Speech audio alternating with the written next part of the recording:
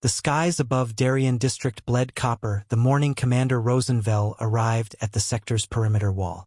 A low fog snaked through the valley below, clinging to half-buried ruins that once marked the edge of the North American sovereign line. Overhead, patrol drones swept in rhythmic arcs, their scanning beams flickering across twisted remnants of pre-war infrastructure. Nothing moved at ground level. Not today. Rosen adjusted the microclasp at his collar, his crimson coat rustling softly. He'd been summoned without explanation, only a brief message sealed under high-level encryption. Target located. Proceed immediately. Detain the fugitive. Use discretion. No name, no photograph, just a set of coordinates embedded in the neural stream. That silence, more than anything, unsettled him. The last time he'd been given a warrant like this, 2 council members resigned within a week of the arrest. That hadn't been politics. It had been cleansing, and he'd followed orders without hesitation. He always had, until now. He signaled the perimeter guards with a raised hand, bypassing protocol. They didn't question his presence. No one did anymore.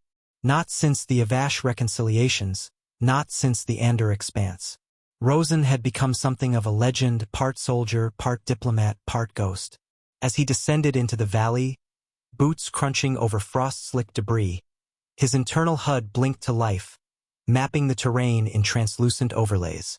One red dot pulsed softly at the far end of the gorge, inside a collapsed tram station.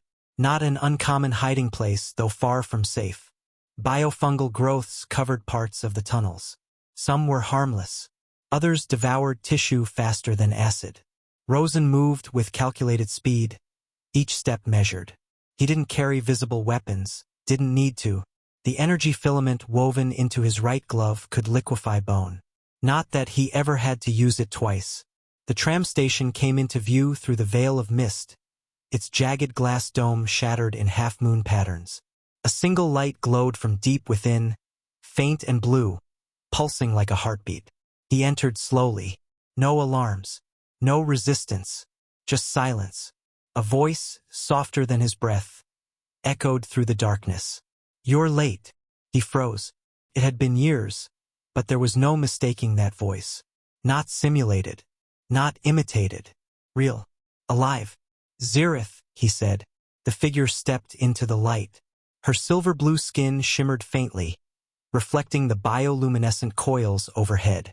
She wore a torn aviator jacket over a threadbare tunic, and her legs, still marked with the patterns of her native Kinari caste, were bare to the knee. Her eyes were the same, black opal, rimmed with violet. "You look older," she said, her tone a blend of curiosity and sadness. "You look the same," Rosen replied.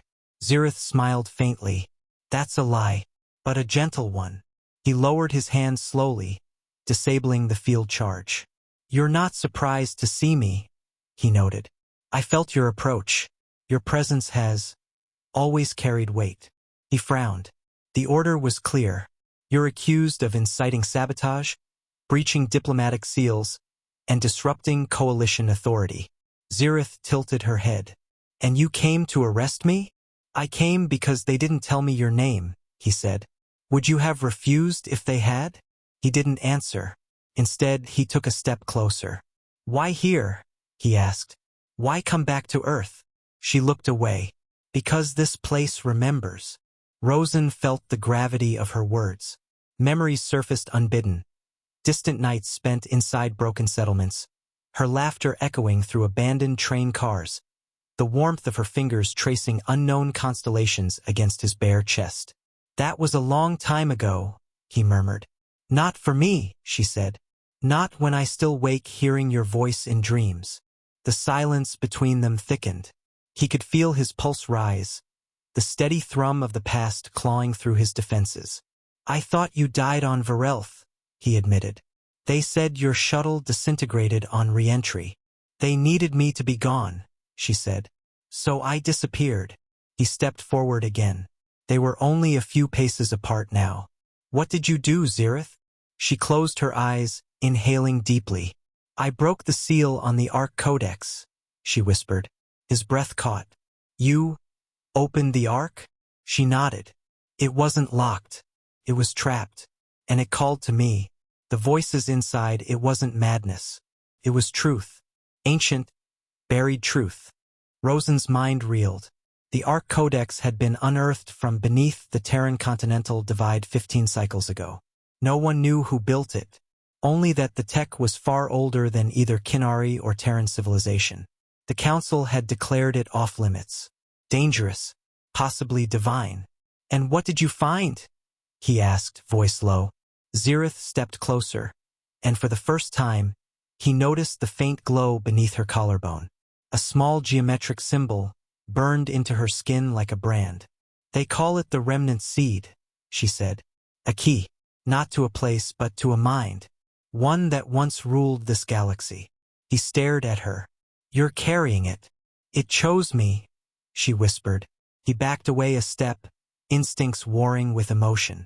That's why they want you. You're not a fugitive. You're a vessel. I didn't ask for this, Xerath said, her voice cracking. I wanted to live in peace. With you. But when the seed woke, I had no choice. And now? Rosen asked.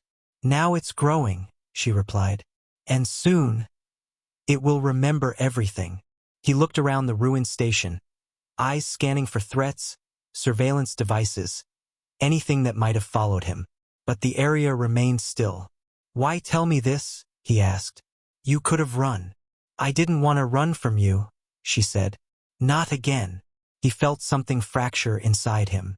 The cold walls he'd built, the loyalty, the discipline, none of it mattered now. Not here. Not with her. You came here to be found, he realized. Xerath nodded. I came here to ask you one question. He watched her carefully. Ask it. She stepped within reach, so close he could feel her warmth. If they order you to take me back, will you obey? Rosen didn't answer. His silence spoke volumes. She reached up slowly, her fingers brushing his jawline.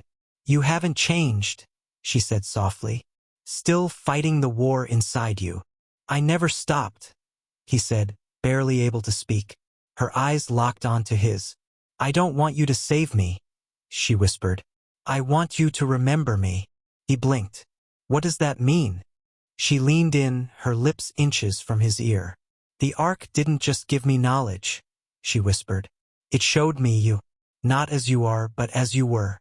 Before the schism, before the fall. Rosen, you carried the seed once too. His knees nearly buckled. Xerath stepped back. In the first cycle, you were not a commander. You were a guardian.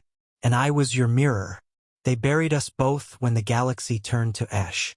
He staggered. That's not possible. It's truth, she said, etched in blood and light. He looked at his hands.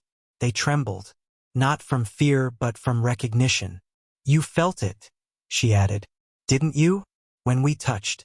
Back then. Even now. He nodded slowly, breath caught in his throat. Xerath reached out again, and this time he didn't resist. Their hands met. A rush of images stormed through him. Stars birthing in silence. Cities built in impossible spirals. Warships the size of moons.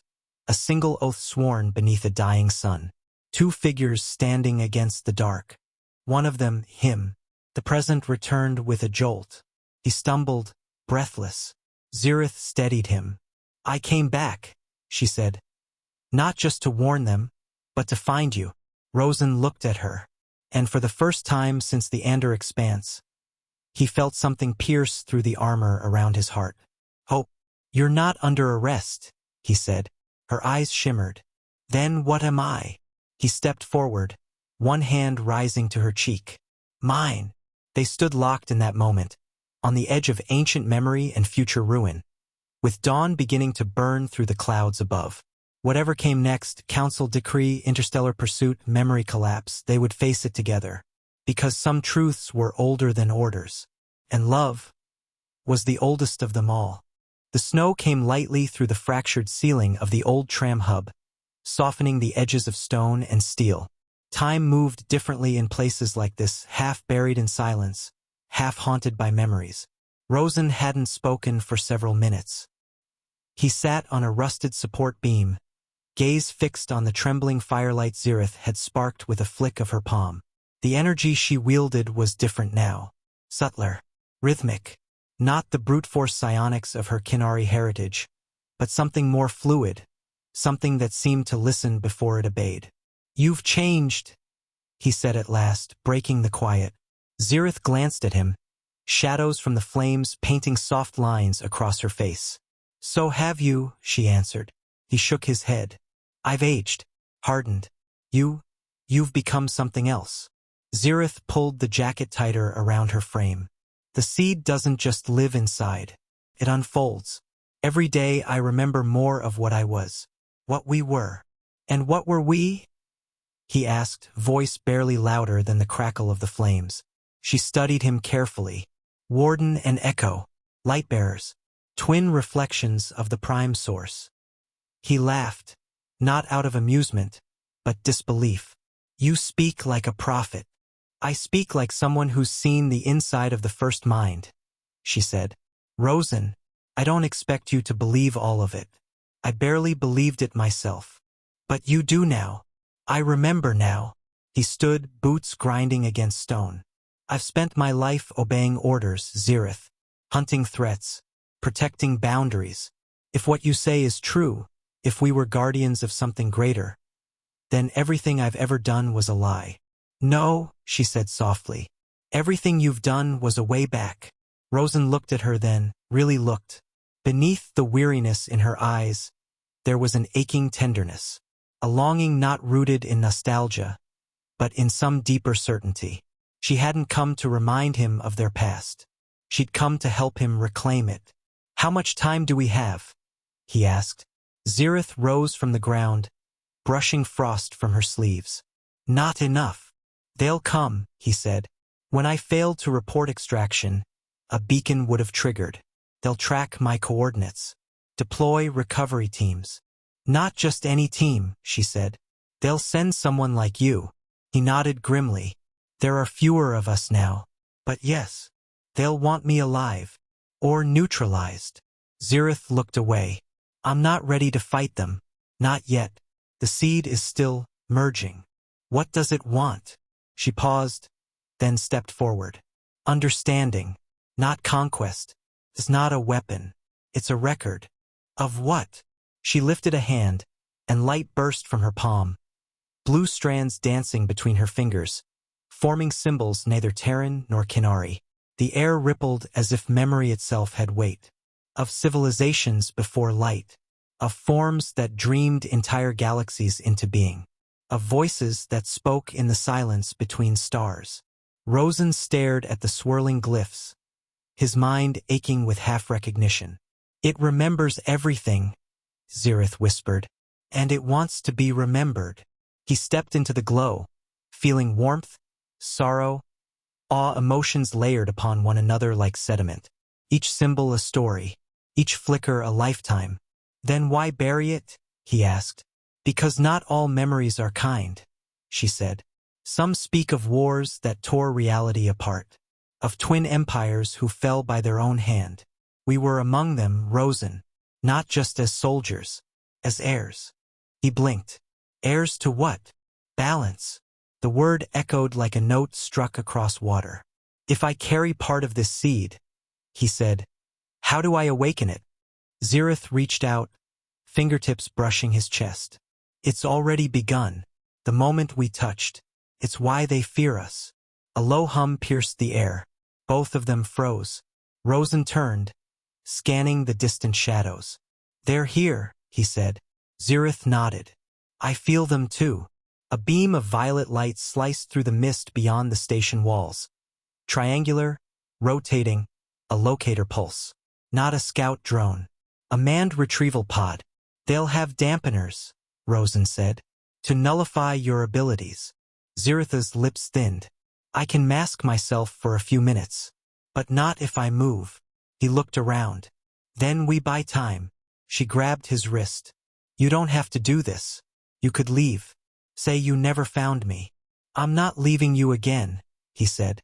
"Not now. Not when I finally remember what I lost." Their eyes locked.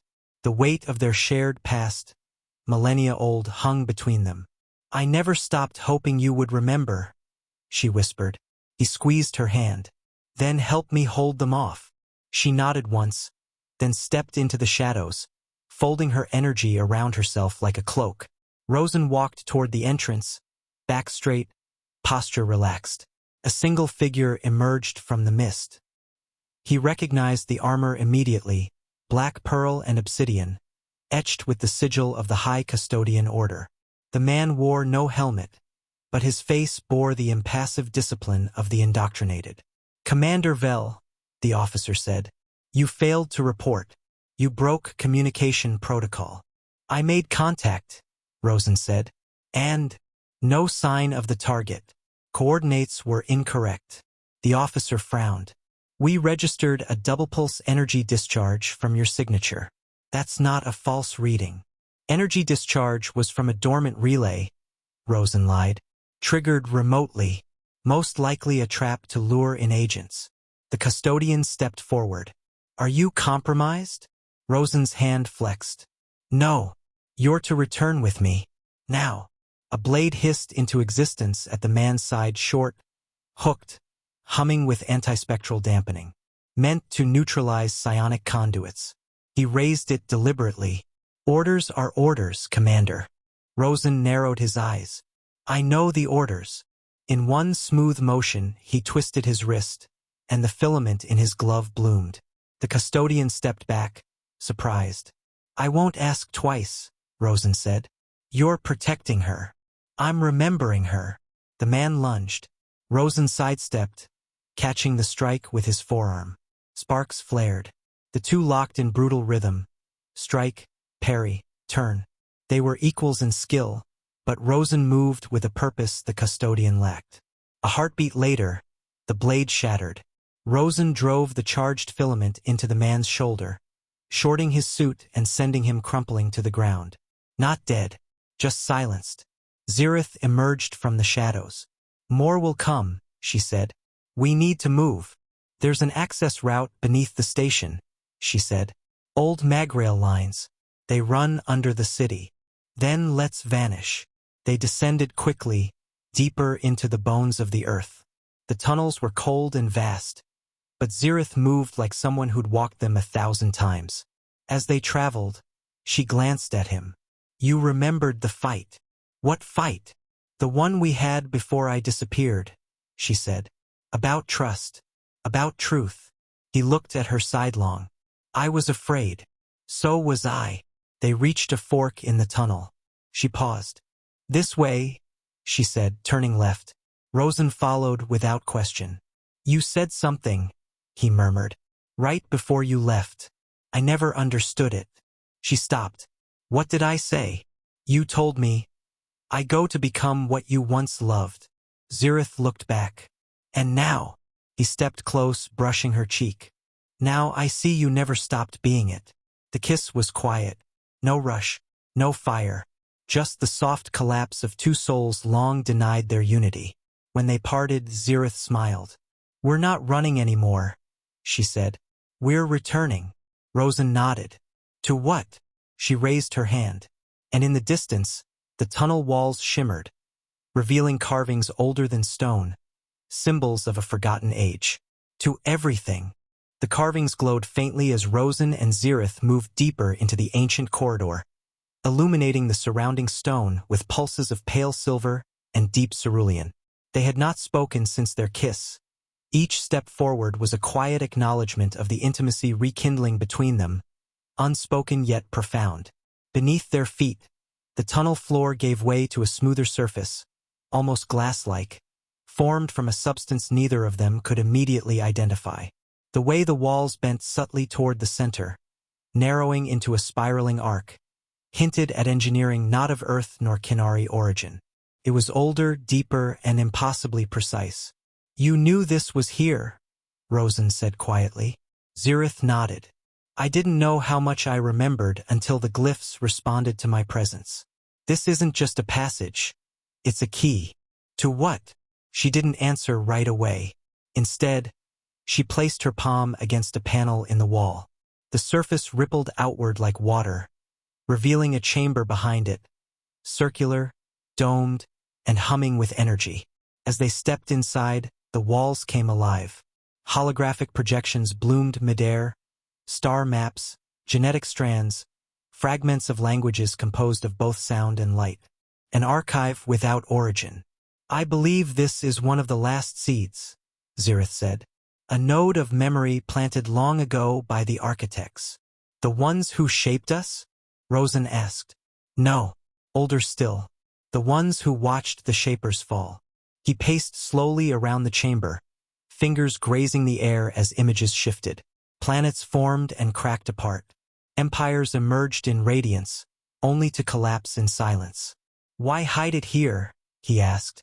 Zirith gazed up at the central image, a spiral of stars coalescing around a dark void. Because Earth was meant to forget, to evolve unburdened. We weren't supposed to remember.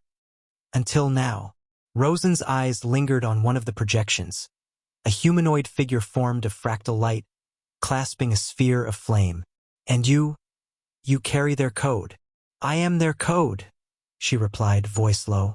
My body was Kinari, but the seed rewrote me from within. The more I resisted, the more it revealed. Rosen turned toward her. That's what they fear. She nodded. Because I'm no longer just Kinari. And you're no longer just human. He approached slowly, as if drawn by gravity rather than intention. Then what are we? Two halves of a pattern that must be whole to awaken the memory. The room darkened momentarily, then surged with light. The air shimmered, thick with potential. They're close, Zirith said. They've breached the upper station.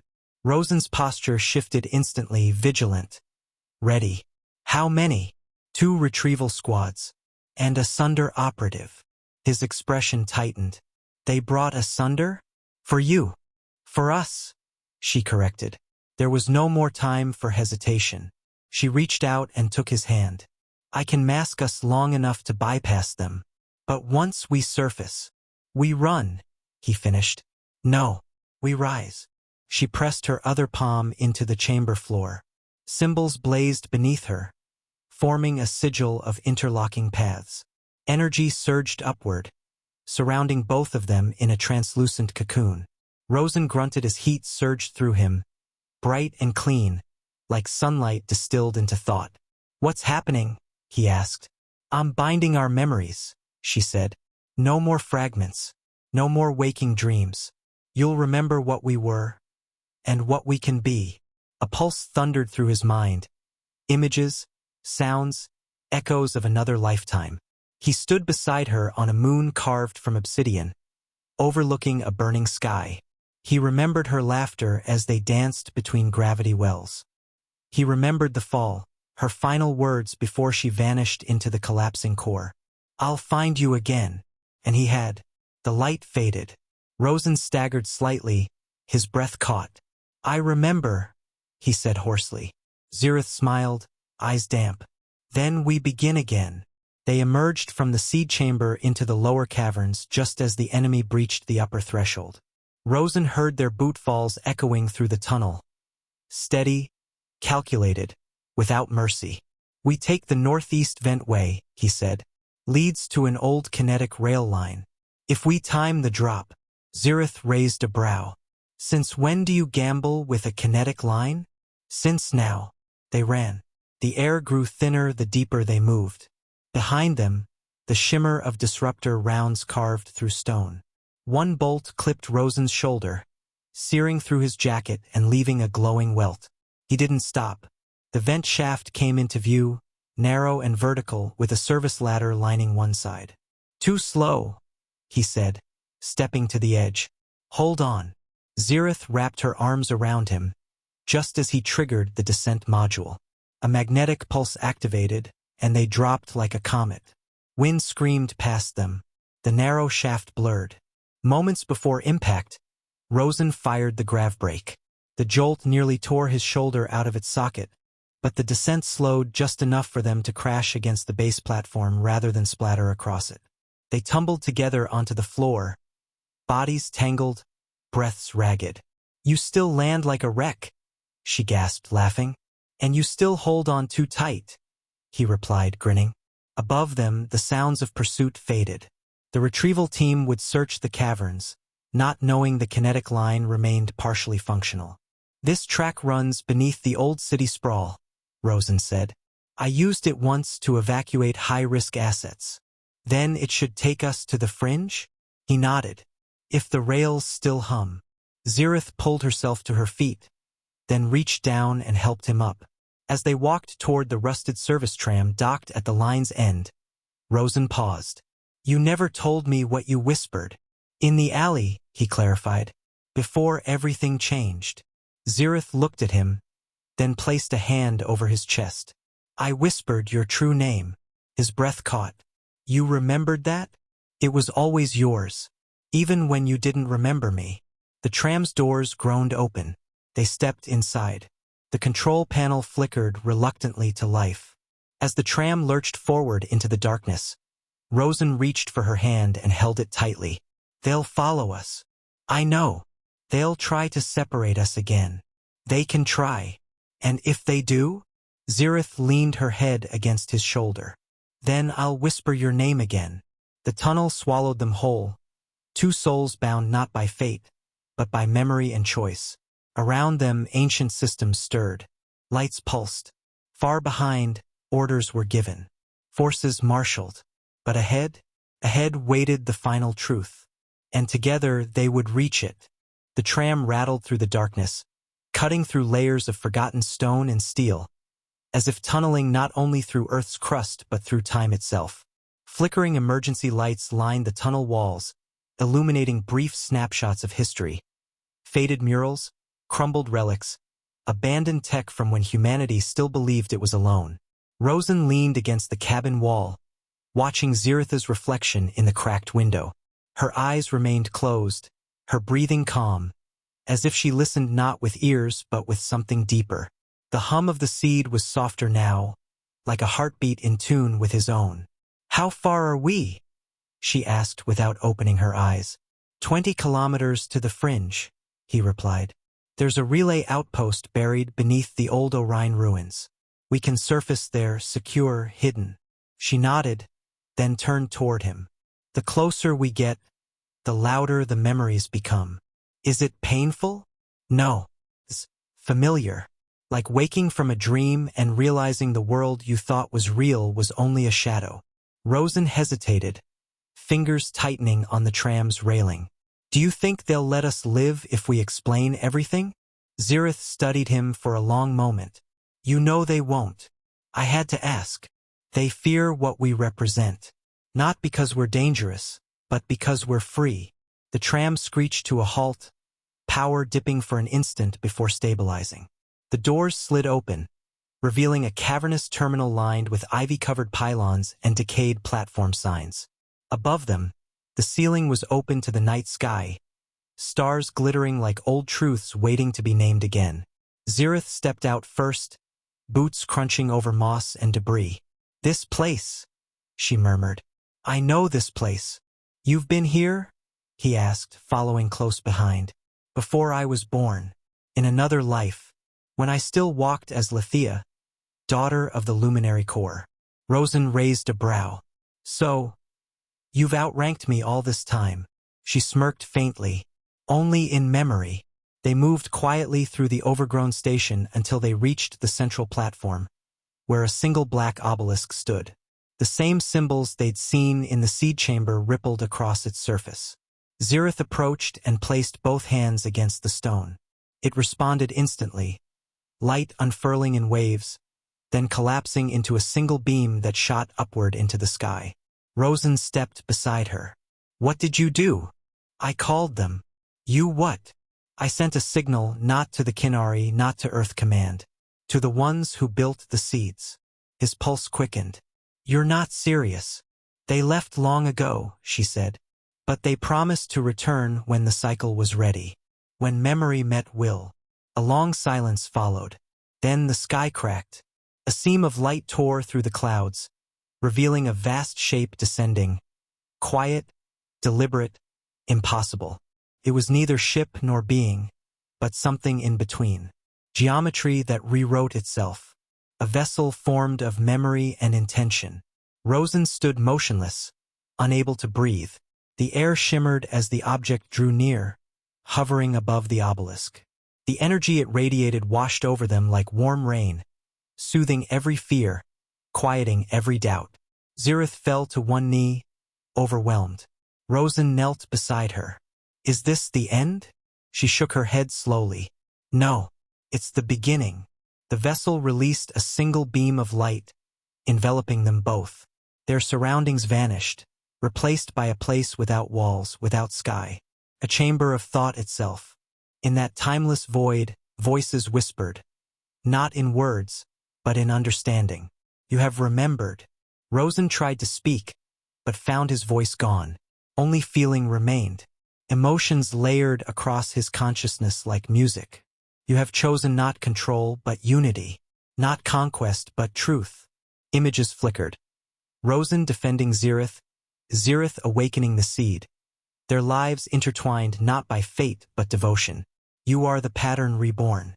The bridge between what was and what must come. Zirith turned toward him, tears trailing down her cheeks. They're asking if we're willing. He didn't need to ask what for. To carry the memory forward. To ignite the next phase. To become more. He reached out, his fingers brushing hers.